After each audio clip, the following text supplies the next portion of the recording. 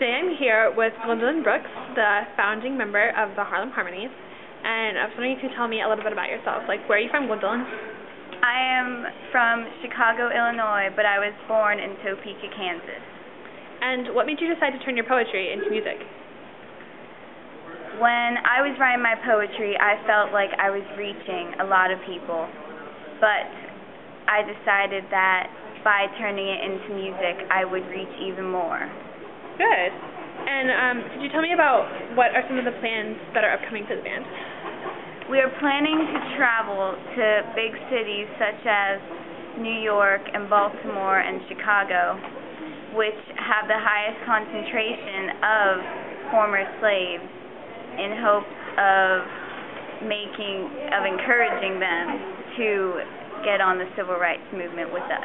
Oh wow, that sounds awesome. Can you tell me what would be some of the upcoming things that are special about this tour? Like, is there a special place that you're playing or something special going on within the set for the band that's going to attract more viewers and greater contribute to your cause?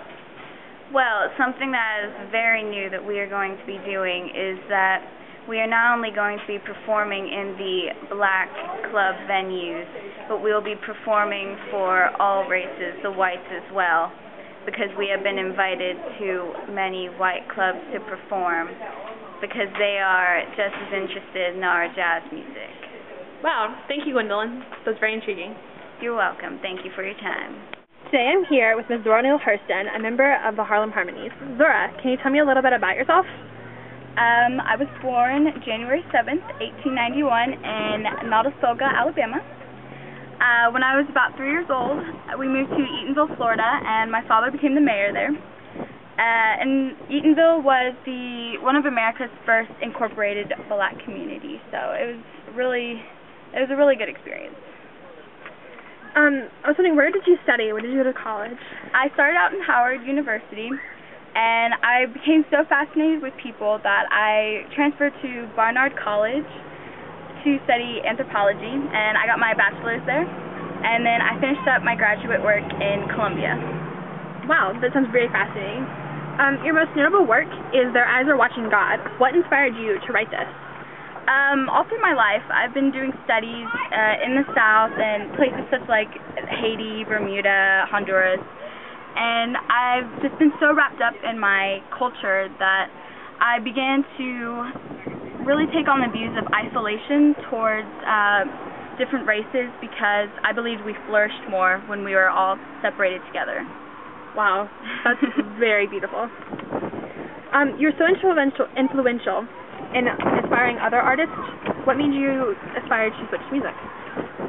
Well, because I grew up in the incorporated community in Eatonville, I was so used to the idea of isolation that I started incorporating it more into my writing.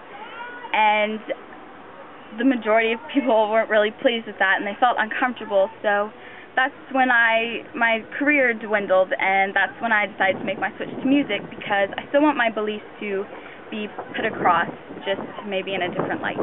All right, thank you, Zora. Today I'm here with Langston Hughes, member of the Harlem Harmonies. Langston, could you tell us a little bit about your background?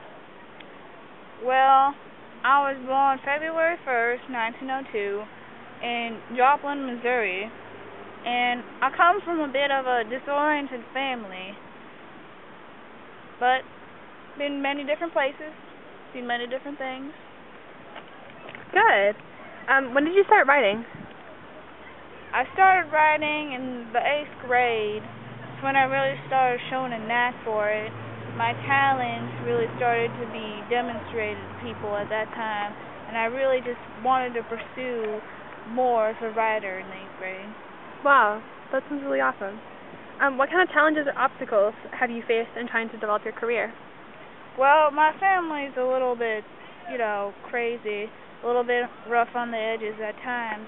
My dad in particular did not want me to become a poet because he wanted me to pursue something that was a little more practical, something that would earn me a real living in his perspective, so to say.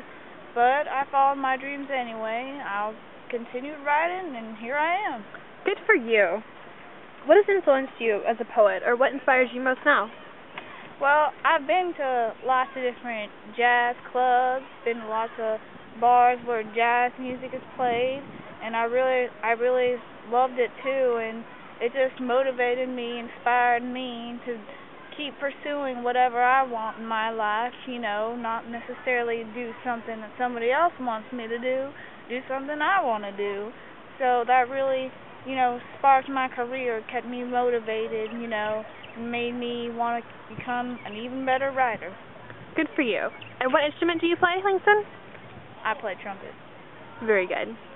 Thank you, Langston.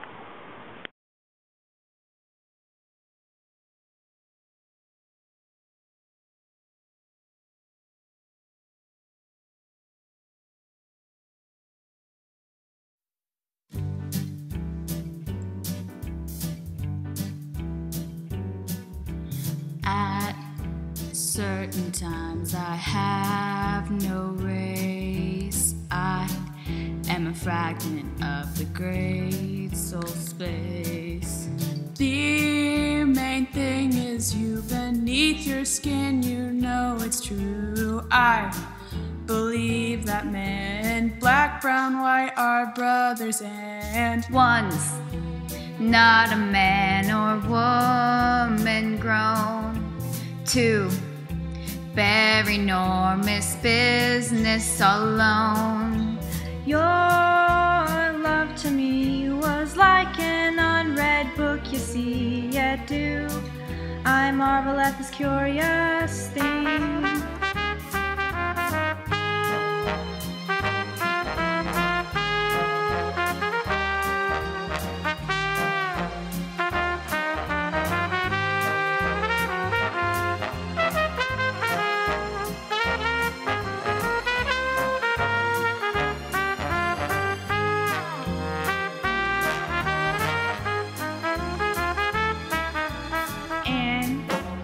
Artist must be free to choose what he does, but not afraid to lose.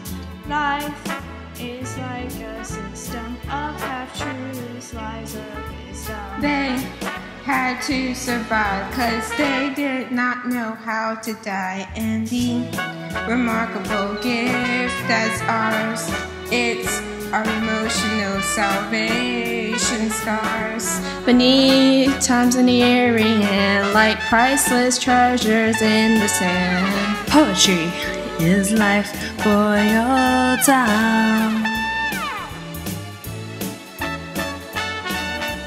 Poetry is life, boiled down. Yeah, poetry is life, boiled down.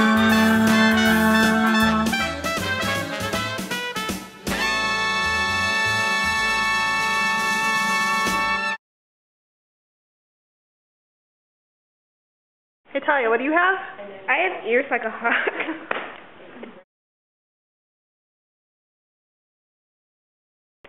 Well, I was born in Topeka, Kansas.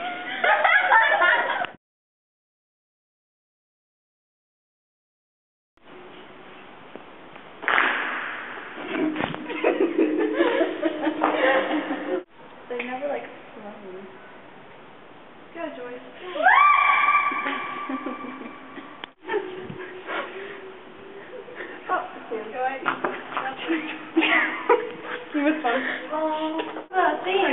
Yeah, I do.